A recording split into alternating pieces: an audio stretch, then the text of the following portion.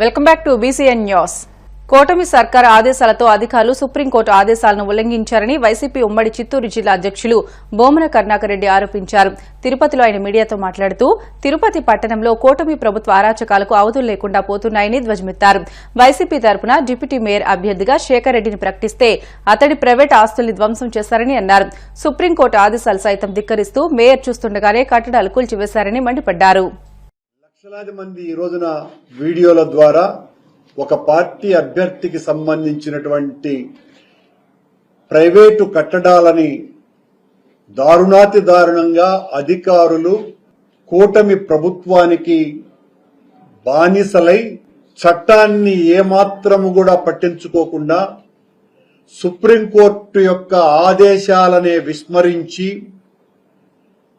సాక్షాత్తు తిరుపతిలో అత్యంత ఉన్నత స్థానంలో ఉన్నటువంటి మేయర్ గారి సమక్షంలోనే ఏ కట్టడాలైతే కూలుస్తున్నారో ఆ కట్టడాలకు సంబంధించిన ఏ విషయమైనా కూడా మేయర్ గారి ద్వారా వెళ్లాల్సినటువంటి అవసరం కూడా ఉన్నది. ఏవి కూడా పట్టించుకోకుండా ఆవిడ చూస్తుండగానే, ఆవిడ అబ్జెక్ట్ చేస్తుండగానే ఆవిడ సుప్రీంకోర్టు డైరెక్షన్స్ ని చూడండి అని చెప్పినా కూడా పట్టించుకోకుండా ఈ రోజున ఆ కట్టడాలను కూల్చి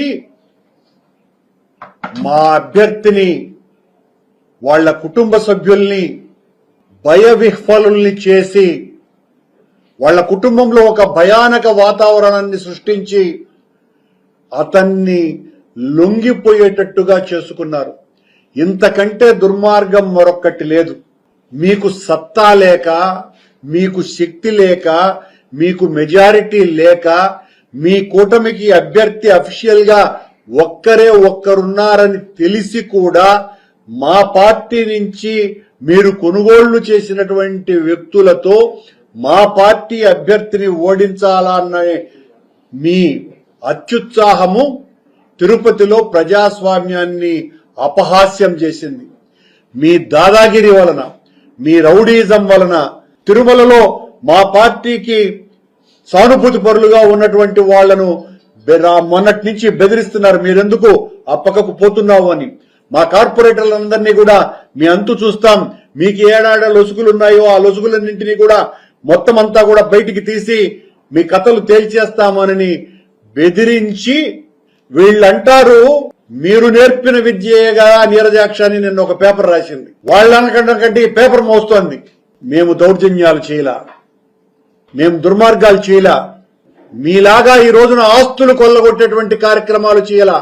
తిరుపతిలో ఇంతవరకు ప్రత్యర్థుల ఆస్తుల్ని కూలగొట్టడం అనే సాంప్రదాయాన్ని కూటమి ప్రభుత్వం తీసుకువచ్చింది. రాష్ట్రంలో ప్రభుత్వ ఉద్యోగులకు 25,000 కోట్ల రూపాయల బకాయిలు పేరుకుపోయి ఉన్నాయని, అందువల్ల రాష్ట్ర ఆర్థిక పరిస్థితిని దృష్టిలో ఉంచుకుని బకాయి పడిన 3 DLలో ఒకటి తక్షణమే ప్రకటించాలని ఆంధ్రప్రదేశ్ రాష్ట్ర ప్రభుత్వ ఉద్యోగుల సంఘం అధ్యక్షుడు KR సూర్యనారాయణ పేర్కొన్నారు. కాకినాడలోని అంబేద్కర్ భవన్లో జరిగిన రాష్ట్ర ప్రభుత్వ ఉద్యోగుల సంఘం కాకినాడ జిల్లా 3వ కౌన్సిల్ సమావేశంలో ప్రభుత్వానికి పలు విన్నపాలు చేస్తారు. ఈ సమావేశంలో రాష్ట్ర ప్రధాన కార్యదర్శి ఎం రమేష్ కుమార్, జిల్లా అధ్యక్షులు జగన్నాథం, జిల్లా కార్యదర్శి రాంబాబు, ఉద్యోగ సంఘ నాయకులు సిహెచ్ పాపారావు, ప్రభుత్వ ఉద్యోగులు పాల్గొన్నారు. పరిపాలనా సంస్కరణలు జరగాల్సిన అవసరం ఉన్నది. అకౌంటబుల్ గవర్నెన్స్ అనే పూర్వం గుడ్ గవర్నెన్స్ అనే మాట చాలా ఎక్కువగా ఉపయోగించేవాళ్ళు. కానీ ఈనాడు అకౌంటబుల్ గవర్నెన్స్ అనేటువంటి మాట వాడాల్సిన అవసరం వచ్చింది. ఎందుకు ఆ మాట మాట్లాడాల్సి వస్తుందంటే, ఉద్యోగ సంఘ నాయకుడిగా ఒక ప్రిన్సిపల్ సెక్రటరీ స్థాయి అధికారి లేదా జిల్లా లోకల్గా తహసీల్దార్ స్థాయి అధికారి తన దగ్గరికి ప్రజల నుంచి కానీ ఎవరైనా ఒక అభ్యర్థన వచ్చినప్పుడు ఆ అభ్యర్థిని పరిశీలించి ఉన్న చట్టాలు నిబంధనల మేరకు నిర్ణయాలు తీసుకోకుండా దీనిపై నుంచి రాజకీయంగా నాకు సర్క్యులేట్ రాలేదు కాబట్టి నేను సర్క్యులేట్ ఫైలే ఆ సమస్యనే పరిష్కారం చేయడానికి దృష్టి పెట్టినటువంటి ధోరణి చాలా ప్రబలిపోతుంది. సో కాబట్టి ఎప్పుడో 90ల దశకంలో మా సర్వీస్ నిబంధనలు కూడా ప్రక్షాళన చేయాల్సిన అవసరం ఉంది. 90ల దశకంలో ఆనాటి ప్రభుత్వం ఏకసభ్య కమిషన్, 1 మ్యాన్ కమిషన్ని జస్టిస్ సుందరేశన్ కమిషన్, ఆయన సుందరేశన్ కమిషన్ గారు నియమించారు. వారిచ్చిన సూచనల మేరకు నిబంధనలు, అడ్మినిస్ట్రేటివ్ మెకానిజం ఎవాల్వ్ చేశారు. అప్పటి నుంచి ఇప్పటి వరకు అనేక మార్పులు జరిగినాయి ఈ 40 సంవత్సరాల్లో. సాంకేతికంగా అభివృద్ధి చెందాం, పరిస్థితులు మారినాయి, రాష్ట్ర విభజన జరిగింది, ఇవాళ కొత్త జిల్లాలు ఏర్పడినాయి, వివిధ శాఖల పనితీరు మారింది. కాబట్టి మారిన కాలమాన పరిస్థితులకు అనుగుణంగా మీరు వాట్సాప్ గవర్నెన్స్ తెస్తా ఉన్నటువంటి నేపథ్యంలో మరి మాకు కూడా లీడ్ ఆఫ్ ది డే ఈ రోజున వాస్తవ స్థితికి తగ్గట్టుగా మా పాలనా వ్యవహారాలను పరిష్కరించాలనేది ఒకటి.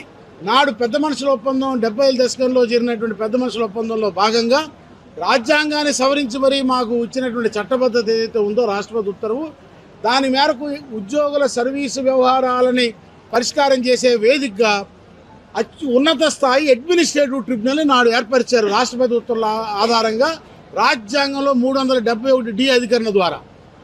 ఆ ట్రిబ్యునల్ని రాష్ట్ర విభజన అనంతరం తెలంగాణ ప్రభుత్వం తన వరకు రద్దు చేసుకుందని వాళ్ళ రాజకీయ అడుగుజాడల్లో నడిచి నాటి ప్రభుత్వం కనీసం స్టేక్ హోల్డర్స్ అయిన ఉద్యోగుల్ని కానీ ఎవరిని సంప్రదించకుండా ఉద్యోగ సంఘాలు కానీ ఏకపక్షంగా ఆ అడ్మినిస్ట్రేటివ్ ట్రిబ్యునల్ రద్దుపరిచింది.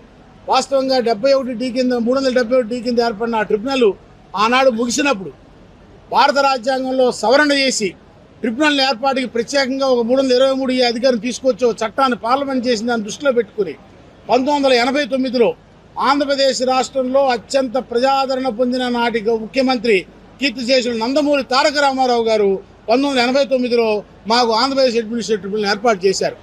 దాన్ని గత ప్రభుత్వం తెలంగాణలో అధికారంలో రాజకీయ పార్టీ అడుగుజాడల్లో నడిచి దాన్ని రద్దు చేసింది. కాబట్టి తక్షణం ప్రస్తుత ప్రభుత్వం ఇవాళ సర్వీస్ లిటిగేషన్లు ఎక్కువైపోయినాయి కాబట్టి వచ్చే మేలో నందమూరి తారక రామారావు గారి జన్మదినాల సందర్భంగా అయిన ఆ ట్రిబ్యునల్ని తిరిగి పునరుద్ధరించాలని నేను ప్రత్యేకంగా ముఖ్యమంత్రి గారిని ప్రభుత్వాన్ని విజ్ఞప్తి చేస్తా ఉన్నాను. కేంద్ర వార్షిక బడ్జెట్ పై మహబూబ్ నగర్ ఎంపీ డీకే అరుణ హర్షం వ్యక్తం చేశారు. ఢిల్లీలో ఆమె మీడియాతో మాట్లాడుతూ ఇది ముమ్మాటికి ప్రజా ఆమోద బడ్జెట్ అని కొనియాడారు. బడ్జెట్లో సామాన్య, పేద, మధ్యతరగతి ప్రజలకు వ్యవసాయ రంగానికి పెద్దపీట వేశారని అన్నారు. ఇన్కమ్ ట్యాక్స్ లో 12 లక్షల వరకు మినహాయింపు ఇవ్వడం మంచి పరిణామమని తెలిపారు.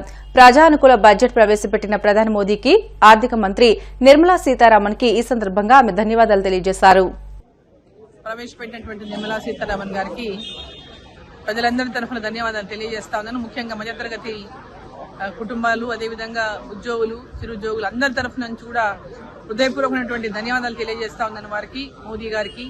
ఈరోజు బడ్జెట్లో చాలా బ్రహ్మాండమైనటువంటి బడ్జెట్ మధ్యతరగతి కుటుంబాలకు కానీ, అదేవిధంగా ఉద్యోగాలు, చిన్న ఉద్యోగాలు చేసుకుంటున్నటువంటి మధ్యతరగతి ఉద్యోగాలు చేసినటువంటి వాళ్ళకి కానీ, ఒక ఎంతో కాలం నుంచి ఎదురు చూస్తున్నటువంటి వారికి ఇవాళ పెద్ద ఒక రిలీఫ్ ఈ బడ్జెట్ ద్వారా వాళ్ళకు మధ్యతరగతి కుటుంబాలకు ఇచ్చిందనే చెప్పాలి. దీంతో పాటు ఫిషరీస్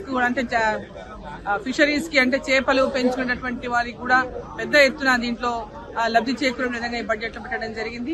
అదేవిధంగా పత్తి, కాటన్ విషయానికి వస్తే కూడా కాటన్ పండించేటటువంటి రైతులకు కూడా పెద్ద ఎత్తున ఆదుకునేటటువంటి విధంగా ఈ బడ్జెట్ లో పొందుపరచడం జరిగింది. సో ఓవరాల్ గా చూసుకుంటే ఈ బడ్జెట్ లో బ్రహ్మాండంగా అందరూ ఏదైతే ఎదురు చూస్తారో ఇంతకాలంగా ఈ బడ్జెట్ లో ఏదైనా ప్రత్యేకత ఉంటుందా అని మధ్యతరగతి కుటుంబాల వారు, ముఖ్యంగా మధ్యతరగతి కుటుంబాల వారు ఏదైతే ఆశించిండ్రో, ఎన్నో రోజులుగా ఆశిస్తా ఉన్నారో వారి కలలు నెరవేరేటటువంటి విధంగా ఈరోజు ముఖ్యంగా ఆదాయ వర్గాలు అంటే 12 లక్షల రూపాయల వరకు ఎలాంటి ట్యాక్సులు లేకుండా 12 లక్షల రూపాయల వరకు ఎలాంటి ట్యాక్స్ లేకుండా ఇవాళ బడ్జెట్ లో మరి వాళ్ళకి ఉపశమనం కలిగించారు. అదేవిధంగా ఇంతకు ముందు 7 లక్షల రూపాయలకే ఉండింది, 7 lakhs వరకు ట్యాక్స్ లేకుండా ఉండింది. ఇప్పుడు 12 లక్షలు పెంచినట్టు ఆల్మోస్ట్ నియర్లీ డబుల్ చేసినట్టుగా ఇవాళ ఆ ట్యాక్స్ 7 లక్షల నుంచి 12 లక్షలకు పెంచారు వాళ్ళకు. అంటే 12 లక్షల రూపాయలకు ఆదాయం ఉన్న వారికి ఎవరికి కూడా వాళ్ళు ట్యాక్స్ లేదు. గతంలో 7 లక్షల రూపాయలు ఉన్నంత వరకు మాత్రమే ట్యాక్స్ లేదు. ఇప్పుడు 12 లక్షల రూపాయల వరకు ఆదాయం ఉన్న వారికి ట్యాక్స్ లేదు. అంటే ఈ 5 లక్షల రూపాయలు ఆ కుటుంబ సభ్యులు వారి అనేక పిల్లల చదువుల కోసం గానీ లేదా ఇతరత్రా గానీ వారి అవసరాల కోసం గానీ ఉపయోగించుకోవడానికి దీంట్లో పెద్ద ఎత్తున వెసులుబాటు లభించింది. వార్తలు ముగించే ముందు ముఖ్య అంశాలు మరొకసారి. ఈ ఏడాది శ్రీకాళహస్తిలో మహాశివరాత్రి బ్రహ్మోత్సవాలను అత్యంత వైభవంగా నిర్వహిస్తాం. దేవాదాయ శాఖ మంత్రి ఆనం రామనారాయణ రెడ్డి వెల్లడి. భీమవరంలో ఈ నెల 12, 13 తేదీల్లో 5వ రాష్ట్ర స్థాయి మూగ చెముడు T20 క్రికెట్ ఛాంపియన్షిప్ పోటీలు బ్రోచర్ను ఆవిష్కరించిన ఎమ్మెల్యే అంజిబాబు.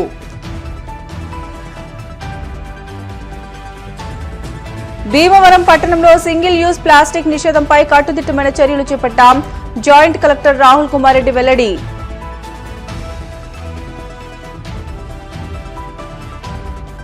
కూటమి ప్రభుత్వానికి డిప్యూటీ మేయర్ ఎన్నికల్లో గెలిచే సత్తా లేదు. వైసీపీ ఉమ్మడి చిత్తూరు జిల్లా అధ్యక్షులు భూమన కరుణాకర్ రెడ్డి విమర్శలు. ఇవి ఇప్పటివరకు బులెటిన్లోని అప్డేట్స్. మరిన్ని వార్తల కోసం BCN digital YouTube channel, Facebook పేజీని ఫాలో అవ్వండి. అప్డేట్ వార్తల కోసం ప్లీజ్ డూ సబ్స్క్రైబ్.